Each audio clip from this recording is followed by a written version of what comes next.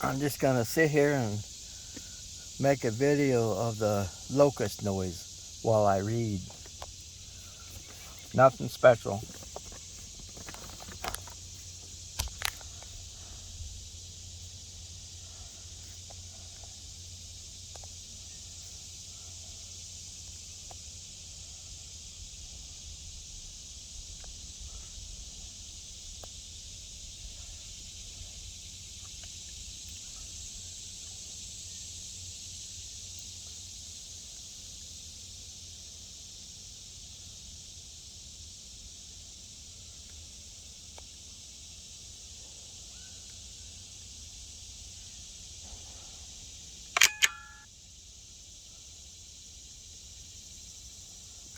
As you'll notice, if there was anything in the area, in the woods, that had a higher electrical impulse, the locust wouldn't be making noise.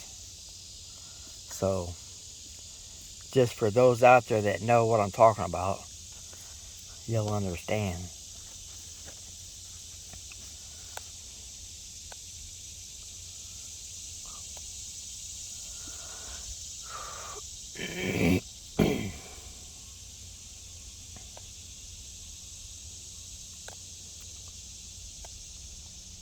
I'm at the park today for now trying to finish this book, James Patterson book called Deadly Cross. I've only got a few chapters to go, but I had to take my cat in today to get his hair cut. He's long hair and his hair gets matted all the time, the longer it gets. I noticed on his stomach, his whole stomach was like matted. He'd lay around the house and ripping at his fur, getting it off of him. Then of course, you know cats, when they lick their hair, they swallow it, but I tried to get it out of his mouth before he swallowed it. It's gross to me, but it's his nature.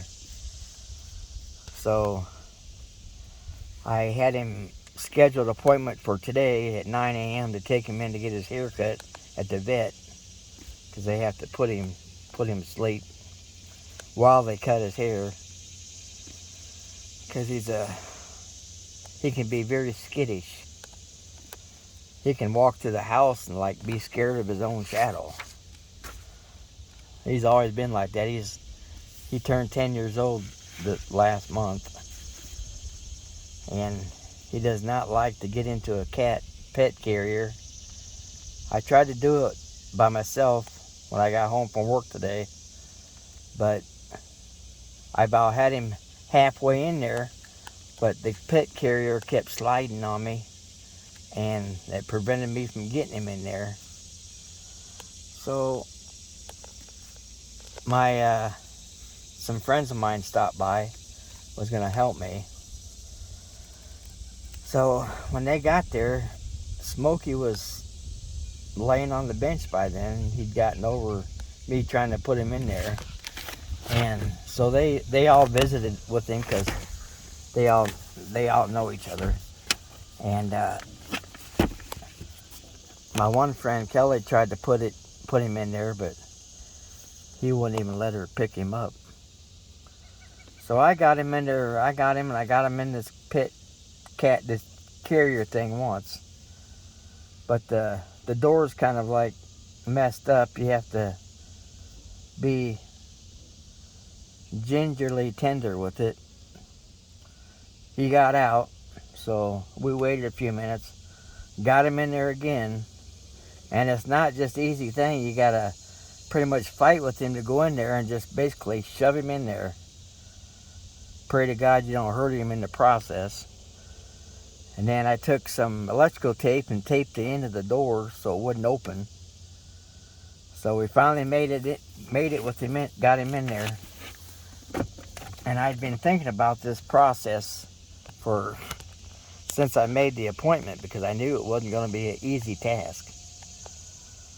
So we finally got him in the door, and I had a friend of mine, Matthew, take him out to my van, put the door part to the back of the seat and back.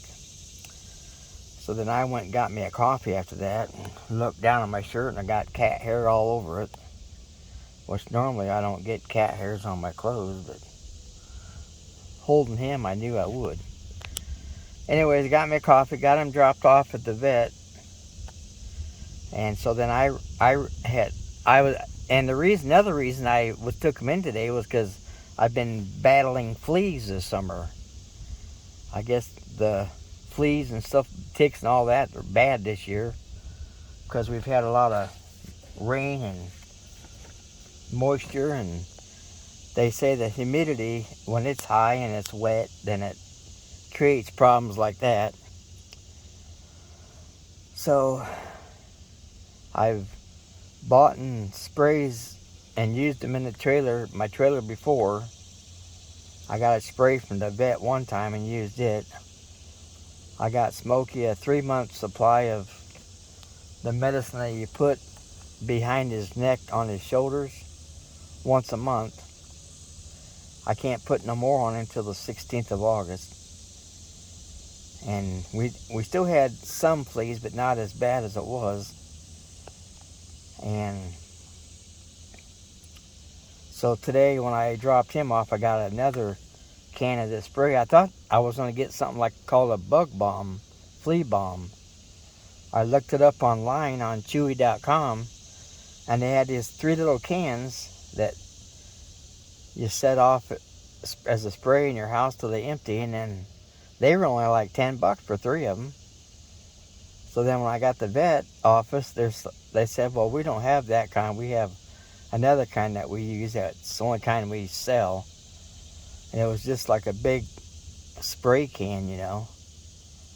So after I dropped Smokey off, I took that can of spray and went back and sprayed my whole trailer. Took my bedclothes off from my bed and put them in the wash. I'm going to wash them later. I put my pillow inside the dryer, and then I sprayed my whole bedroom, the hallway, my trailer, the bathroom, the spare bedroom, kitchen, and the front room. And then I got out of there, and I have to be gone for a couple hours. And so then I went and bought me a new pet carrier from a Tractor Supply store. It was like $39.99. Dropped that off at the vet place. Took the old one. I'm gonna either throw it away, or I thought about putting a note out there outside and say free. Let them know. Well, I don't know, if they look at it, whoever wants to stop and look at it, they can check it out for themselves. So I'm still waiting on the call from the vet. I'm at the park reading my book. I've got just a few chapters to go of my James Patterson book. Might have to go to the library later and get me another couple books to read. But the temperature today is only going to be like in the 70s.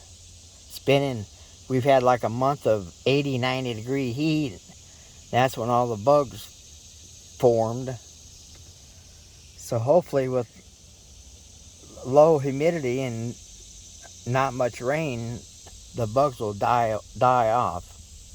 Can't wait till winter hits now. Then I know they'll die off. I hate bugs. They said that there's been cases of the what is that disease that mosquitoes spread? I forget what it's called now, but they said that there's been some of that located in northern Indiana. They say ticks were bad this year, and then of course the fleas. So I can't wait for fall and winter to come this year. Hope we get a good freeze, kill the bugs. So I just wanted to say what I had to say, and I'm going to go ahead and end this video so I can finish reading my book.